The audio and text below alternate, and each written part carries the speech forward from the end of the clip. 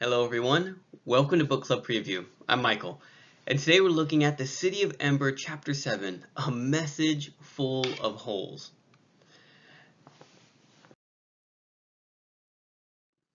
Now, this chapter starts off with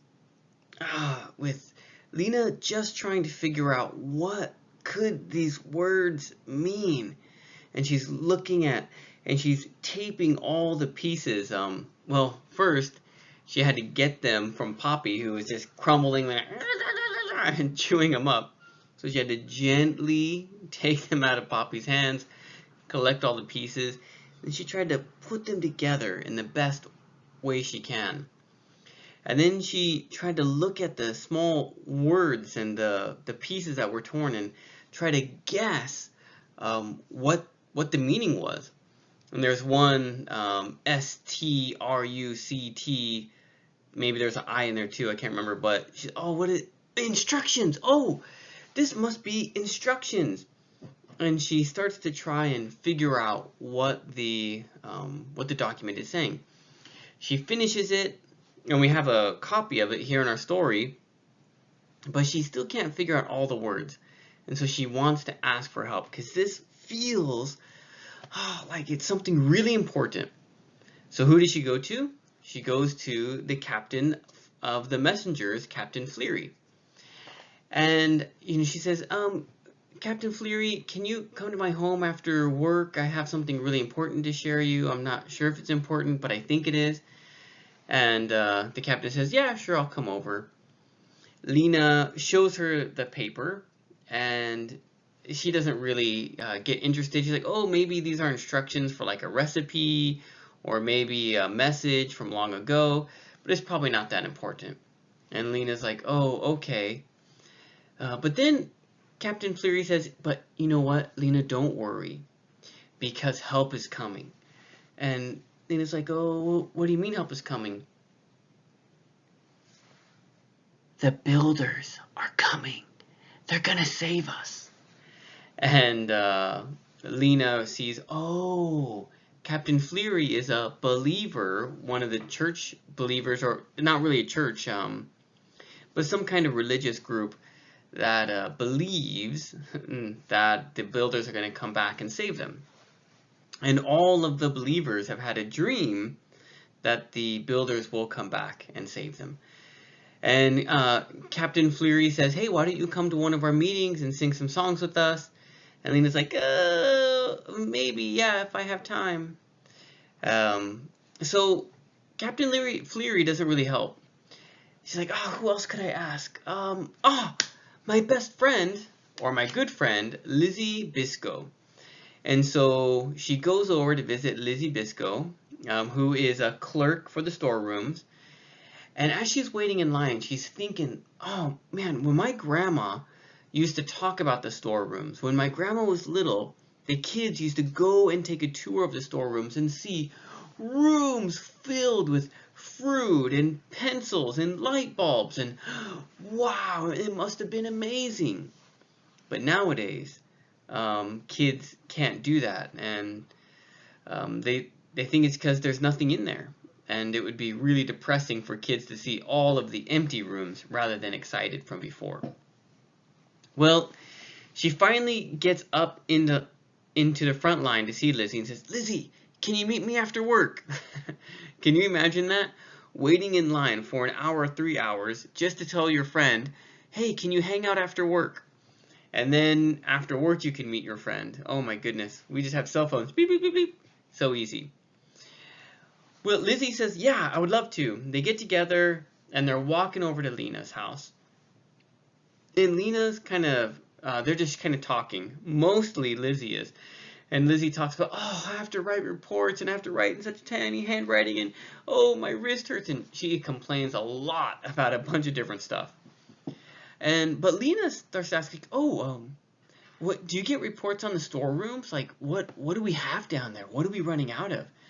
And Lizzie says, oh, I don't know. We're not allowed to go in the storerooms. Only special people can. I just get reports on how much stuff we have, like how many pencils we have left. And Lizzie's like, Lena says, how many light bulbs do we have left? And Lizzie says, oh, we don't get to see that report. That report is only a few people get to see it. And so there's kind of some special reports that a lot of the clerks don't get to see. But Lena's still kind of curious about some of that information.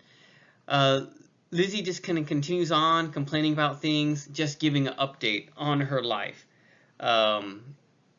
She just talks about all sorts of different things that are bothering her in her day. She kind of asks Lena questions like, oh, where were you during the blackout? Lena, before she can even answer, Lizzie answers, oh, I was at home. Oh, I'm so glad I was at home. And she just keeps talking about a bunch of different stuff. Well, let me, before I get to the message to the mayor, finally they get home and Lena shows Lizzie the paper, but Lizzie looks at it, oh, that's pretty, oh, you know who has pretty handwriting, and just keeps talking about her own problems. And Lena realizes, oh, you know what, Lizzie wouldn't be interested in this. Lizzie's a good friend to play like hide and go seek or tag with, but not really for serious things or discovering or curiosity. So eventually Lizzie just continues talking for another 2 hours and goes home. Lena can't sleep though, because she feels like this paper is really important. And so she writes a letter to the mayor.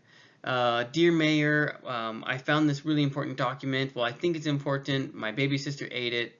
Would you like to see it? And she gives it to the mayor. As you can imagine, the mayor doesn't reply. And so a week goes by or more, and she doesn't get her message back from the mayor. But she is determined to figure out what it says. And so she looks at the paper and tries to decode the missing parts.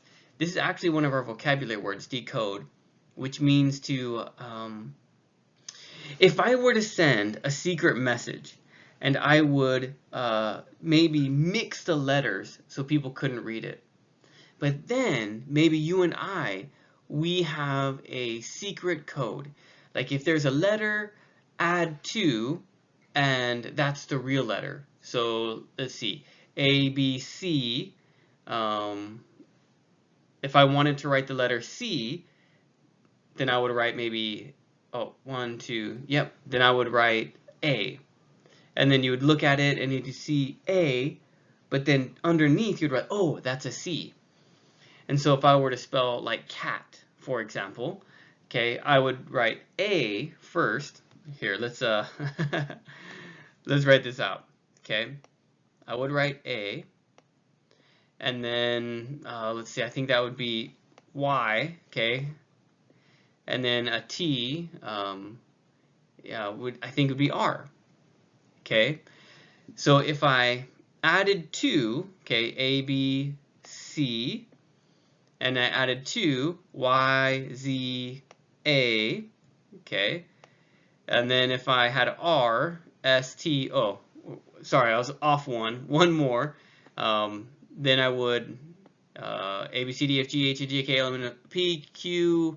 Okay, this would be a Q. So there we go. And so in my letter, I would write A, Y, Q. Then you would decode it and find the real message. And this letter doesn't have like a code, but because it's missing letters, she has to kind of think about it and find what the letters might be for the correct answers. So she spends some time doing that. Finally, she finds like the answers. Oh, I have to go to the pipe works and by the river, and there's a door. And she realizes, oh, Dune! I should show Dune. Dune would love this. And I need to go to the pipeworks. So she decides she will go see Dune on their day off and try to discover this mystery together. All right, vocabulary words. First one, crumpled, means to have something flat and to mush it. If I had like a can, I crumple it down, and Poppy crumpled the paper. Fringe means on the outside. So maybe my jacket here, the fringe would be this outside on the edge, or maybe here the fringe of my jacket.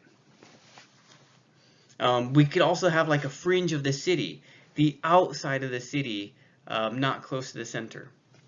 Unsettles means uh, make something feel not stable or not right. Um, if you think about a building, let's say, um, man, I think this might, a building kind of sits in the dirt, okay, boom, and then it stays there, okay. But if there's like a lot of rain or water or an earthquake or something, it can get shifted and moved and it can become unbalanced. That means unsettled. And we can talk about that as a feeling too, like, oh, I feel really good today. You get some bad news. Oh, and it knocks you, it unsettles you emotionally. And I can't remember, something unsettles her, I think, about the message. Frantic is crazy or panic. Yeah, like panic. It could have a lot of energy in it too, like panicking with energy. People, I want 12 cans of corn.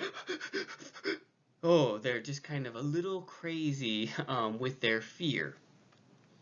Out of thin air is like someone that has magic and not real magic, but maybe they pull a flower from their fingers, okay? Or whew, they make a bunny appear, okay?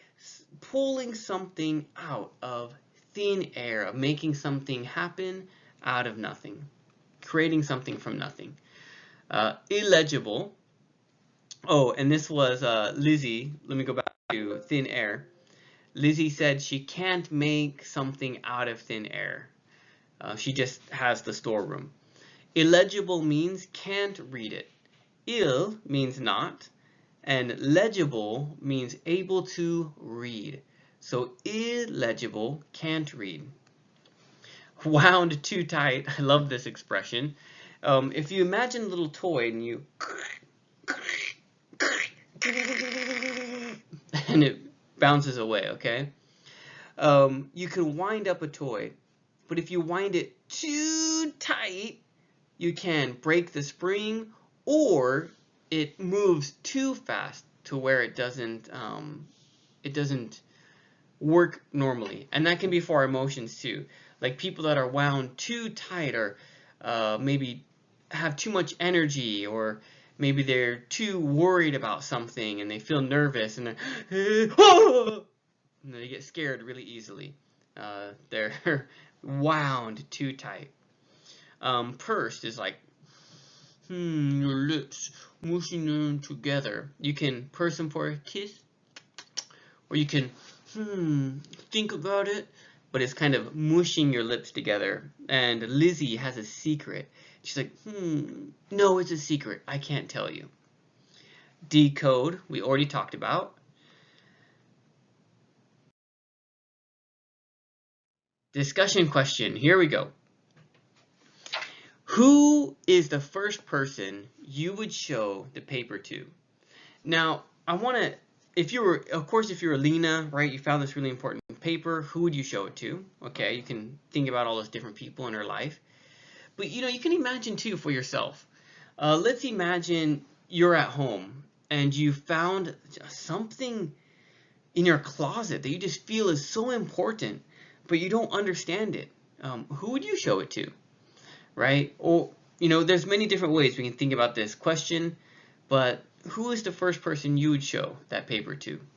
Of course, please make your own discussion question. That is all the time that we have.